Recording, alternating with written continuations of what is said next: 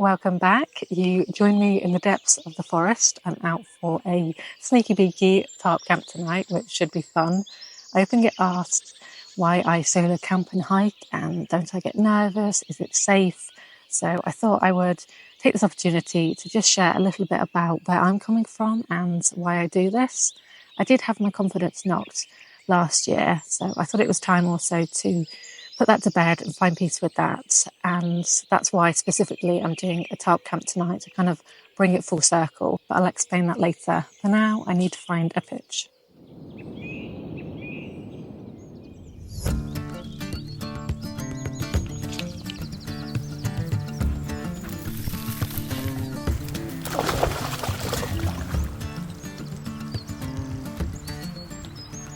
In terms of finding a wild camping pitch, I'll just typically keep my eye out as I go hiking. So I'll sort of take a look, see what's viable, and take a look at the ground conditions as well. So a lot of my pitches I've already scouted out beforehand. For today, the main concern that I need to be aware of is obviously widowmakers and shallow-rooted trees, particularly after a storm. And this really gets a brunt of a lot of the storms that work their way through here. So you can see a lot of trees down all over the forest. I'm really looking for places that are going to be open and we've got no large trees around.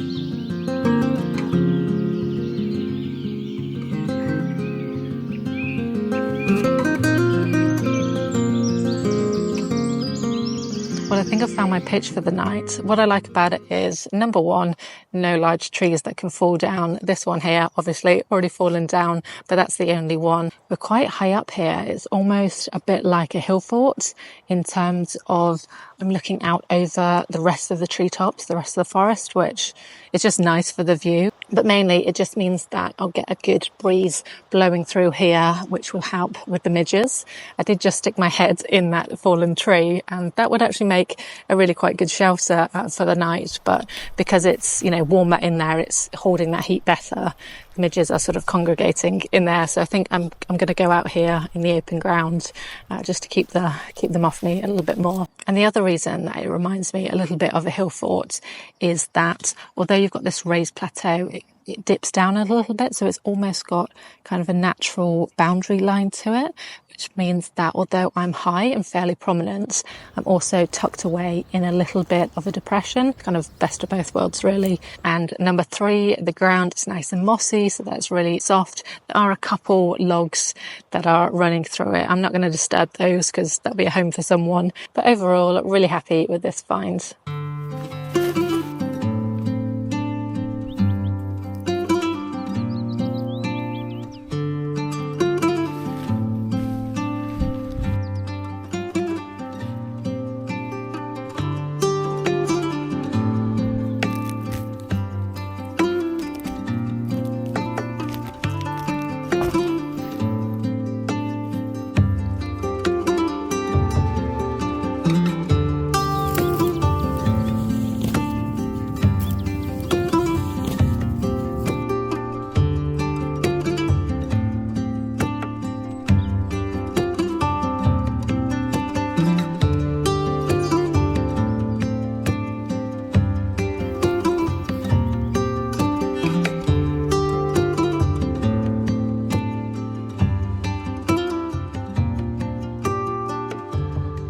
So getting back to the topic of don't you get nervous, I think like with anything, there's always going to be things that are out of your control. The last time I came out specifically to scout a tarp camp was the day that Cam got attacked by 2 dogs. I touched upon it in a previous video a little while after it happened and how it was sort of impacting my enjoyment and my kind of sense of peace in the outdoors.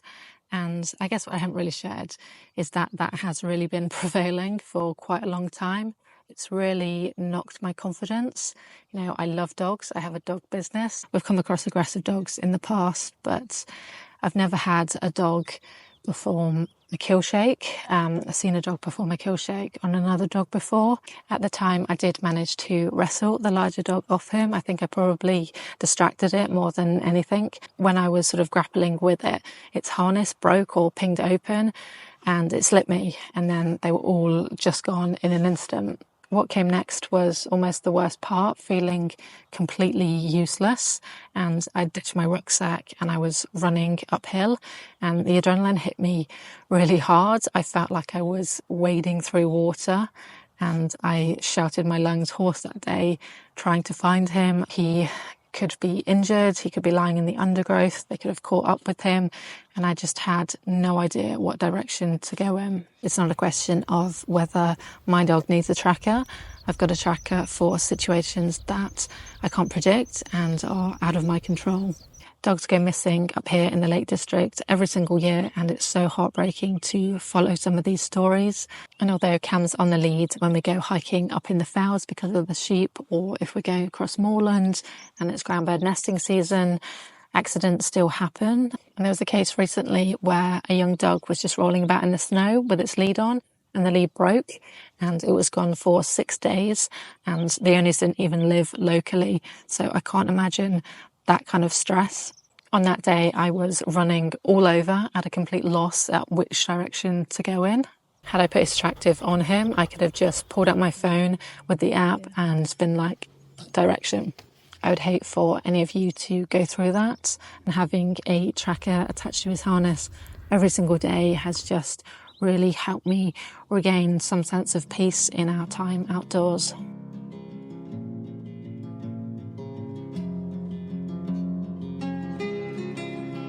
He was an absolute champ that day, not only to outrun those dogs, but also to just put the blinkers on and get himself home.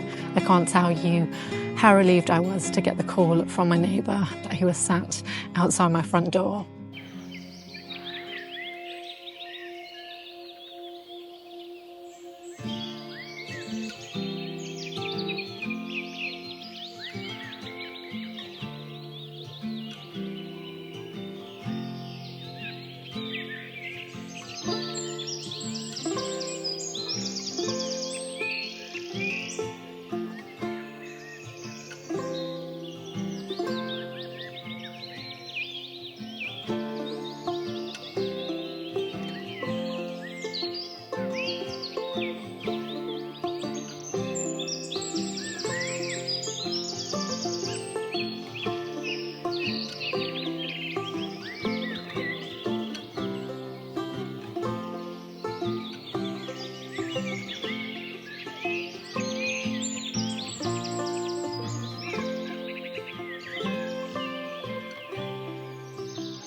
So I've got this foam mat here to protect my Thermarest Neo Air, and then I've just been into my sleeping bag, which is this one, to get my pillow out.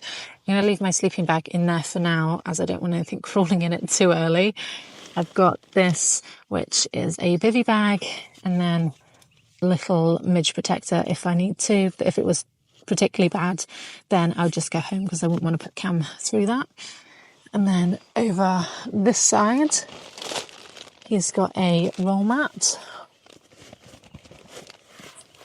And then he's also got this warm jacket to go on. And then I will undo this and he can have that open like a quilt. And then I've got loads of extra space back there. These are just my warm clothes for the night. And then over here is the snack station.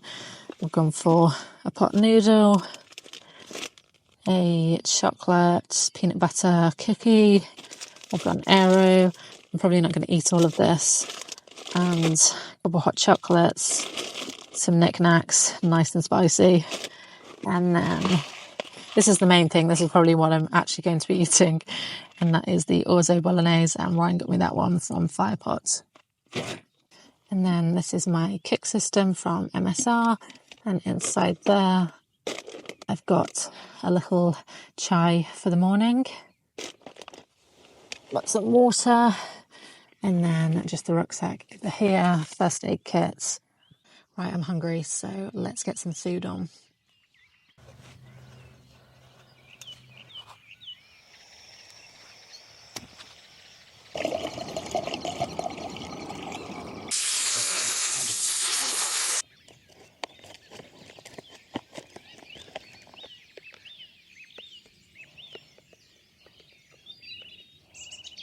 Love a little hot chocolate in the woods.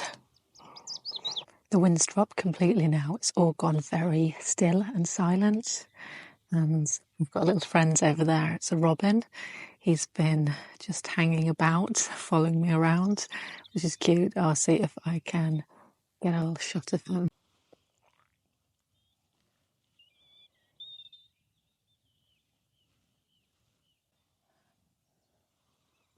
Robins are pretty territorial, so he's probably wondering what I'm doing here on his turf, but hopefully he doesn't mind the intrusion too much for one night.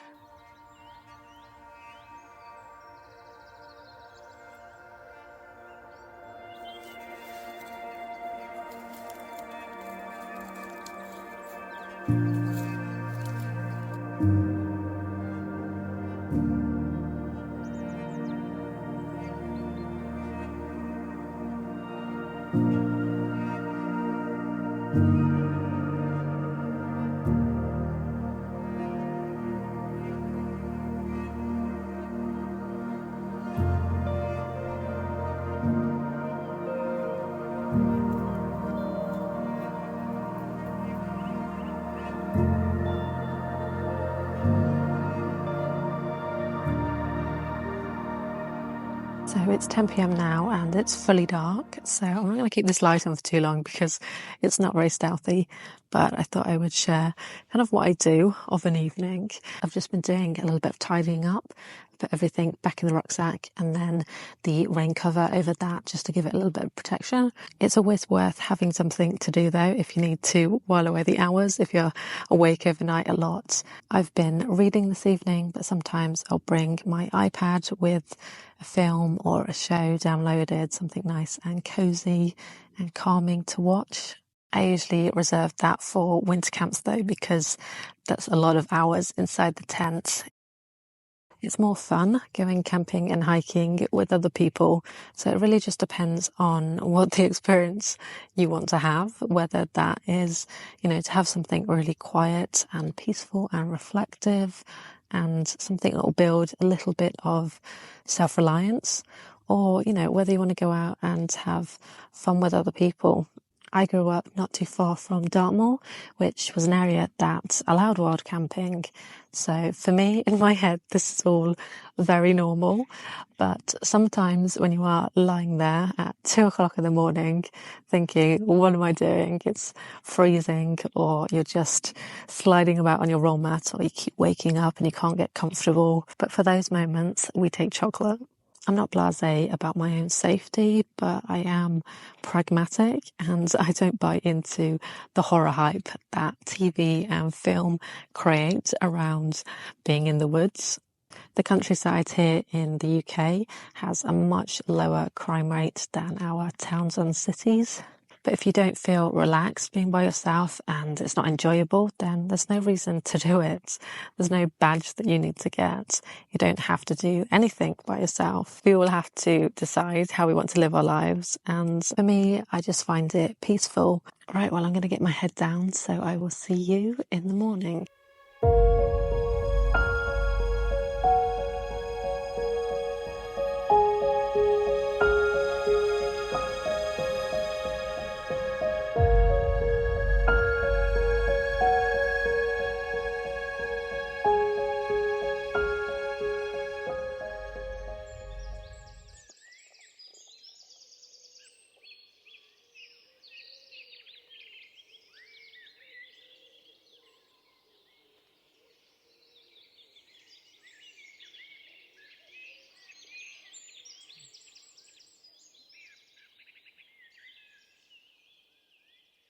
So the sun is starting to come up and I've just had a nice hot drink. As for the night itself, my watch tells me I got 4.5 hours sleep, which is a little bit on the light side. But if you've got a dog, you'll probably have seen that they like to get up in the night and do circles to pad the ground down, and then they'll go back to sleep. So that's a little bit noisy on the roll mat. So we've got you a little bit to blame, haven't we? But we don't mind, do we? I did touch something furry in the night, which made me jump, but it was just the fluffy on my mic. But overall, a really comfortable, cozy night.